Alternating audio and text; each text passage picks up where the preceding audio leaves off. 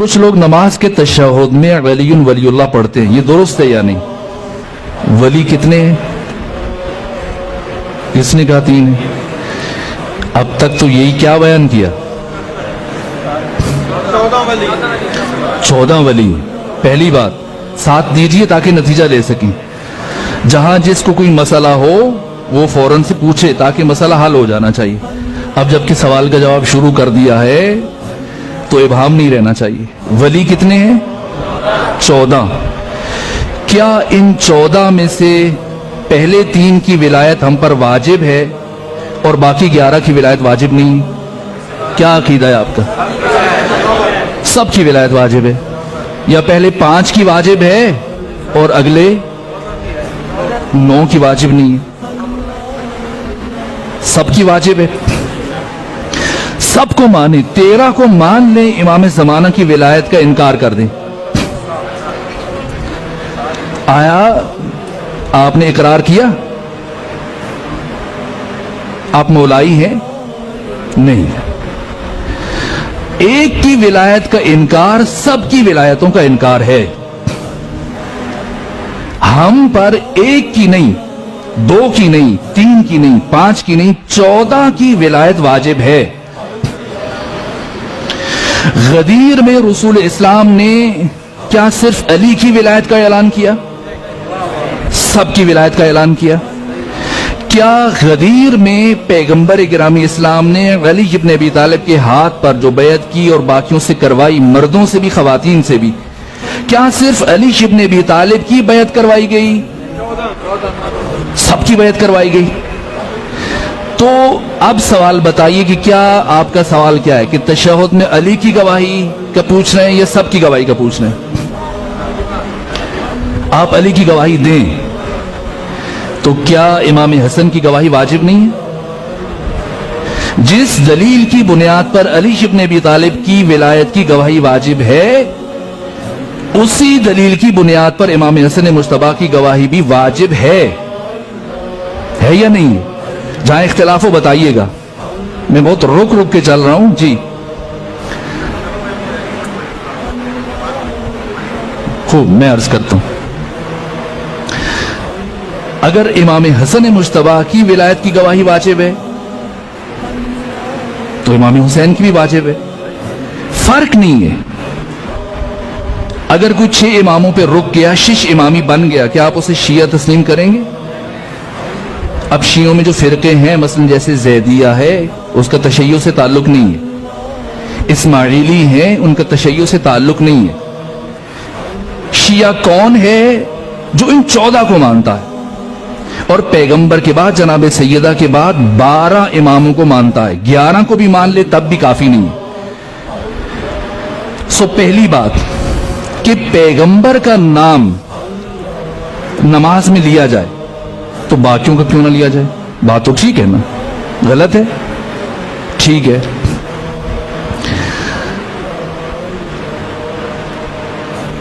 علی سے لے کر امام زمانہ تک بس پیغمبر کا نام لینا کافی نہیں۔ تو اگر علی کا نام لیں تو باقیوں کا کیوں نہ لیں؟ لینا چاہیے نہیں لینا چاہیے؟ کیا آپ علی کا نام لینے کے بعد مطمئن ہوں گے کہ بس کافی ہے؟ نہ، نہیں۔ یہ سوال پیدا کیوں ہوا اور سوال پیدا ہوتے کیوں ہیں اس طرح کے؟ یہ بات میں نے اشارے میں کل یا پرسوں آپ سے کہہ دی تھی۔ غلط فہمیاں کب آپ کے درمیان پیدا ہوں گی؟ جب آپ اپنی اساس سے بے خبر ہوں گے، اور جیسے ہی جہالت آئے گی دشمن اس جہالت سے فائدہ اٹھا لے گا، اور آپ اپنی مسجد کے اندر، امام بارگاہ کے اندر ولایت و رمز وحدت ہے، اسی ولایت کے نام پر آپ ایک دوسرے سے الجھ جائیں گے۔ اب میں سادہ ترین بات پوچھتا ہوں، میں آپ کو نہیں الجھاتا چونکہ میں نے آگے جانا ہے، اور میں سمجھتا ہوں کہ یہ ایک بات بھی صاحبان معرفت کے لیے کافی ہو جائے گی۔ یہ نماز، اس نماز کے واجبات ذرا سا مجھے سنا دیجئے تاکہ میں آپ کو جواب دوں۔ کتنے واجبات ہیں نماز؟ 11۔ نیت، تکبیرۃ الاحرام، قیام، رکوع، سجود،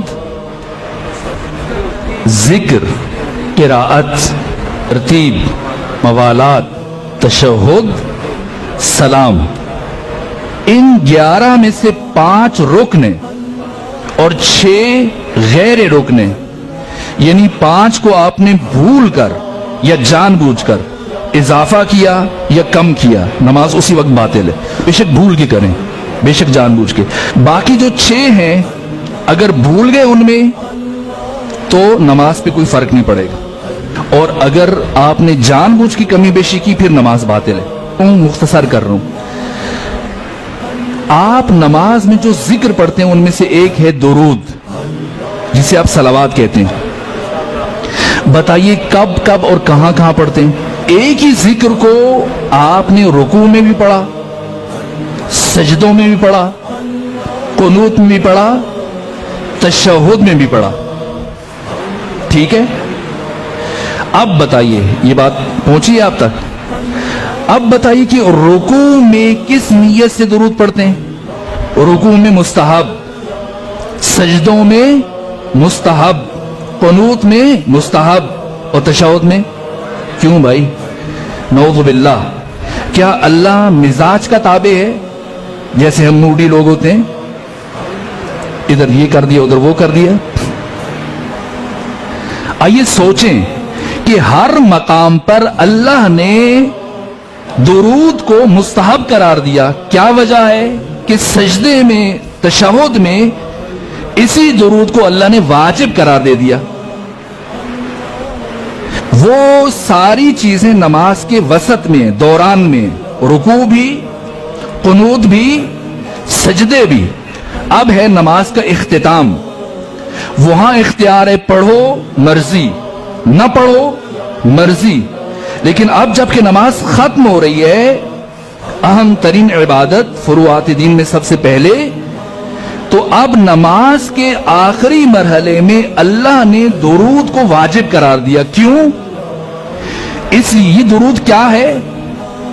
یہ درود ان 14 کی ولایت کا اعلان، اقرار اور اظہار ہے، جس میں پیغمبر بھی شامل ہیں، فاطمہ بھی شامل ہیں، حسن حسین بھی شامل ہیں، علی بھی شامل ہیں، امام زمانہ، سب۔ پیغمبر کا ذکر الگ سے کیوں ہو رہا ہے؟ تاکہ ختم نبوت کا اعلان ہو جائے، عبدہ و رسولہ۔ بس اگر ختم نبوت کا اعلان مقصود نہ ہوتا تو ہرگز تشہد میں عبدہ و رسولہ کا کلمہ نہ ہوتا، اللہم صلی علی محمد و آل محمد کافی ہوتا۔ بس یہ درود، یہ صلوات تشہد میں ان 14 کی ولایت کا اقرار ہے، یہ صرف تشیع میں نہیں ہے۔ یہاں تک کہ امام شافعی جو جمہور کے امام ہیں، کہا کہ اے اہل بیت محمد، آپ کے شرف اور مقام کے لیے اتنا کافی ہے کہ من لم یصلی علیکم لا صلاۃ لہ، کہ جو شخص حالت نماز میں آپ پر درود نہیں بھیجتا، اس کی نماز اس کے منہ پہ مار دی جائے گی۔ کیوں واجب قرار دیا اللہ نے؟ اب چھوڑیے نا ذرا، قنوت میں آپ چھوڑ دیں درود کو، نماز پہ فرق پڑے گا؟ سجدوں میں چھوڑ دیجئے، فرق پڑے گا؟ اور رکوع میں چھوڑ دیجئے، جہاں جی چاہے پڑھیں نہ پڑھیں، پوری نماز میں نہ پڑھیں، تشہد میں چھوڑ کے دیکھیے، کیا نماز قبول ہے؟ نہیں ہے۔ تو سوال یہ ہے باشعور انسان کے لیے کہ اللہ نے تشہد میں درود کو کیوں واجب قرار دیا؟ اس لیے کہ اب نماز کا اختتام ہے، اور اب نماز کی قبولیت کا دار و مدار ان 14 کی ولایت کے اقرار، اعلان اور اظہار پر ہے۔ رکوع میں پڑھتے ہیں یا نہیں پڑھتے؟ سجود میں، قنوت میں، تشہد میں، مستحب یا واجب؟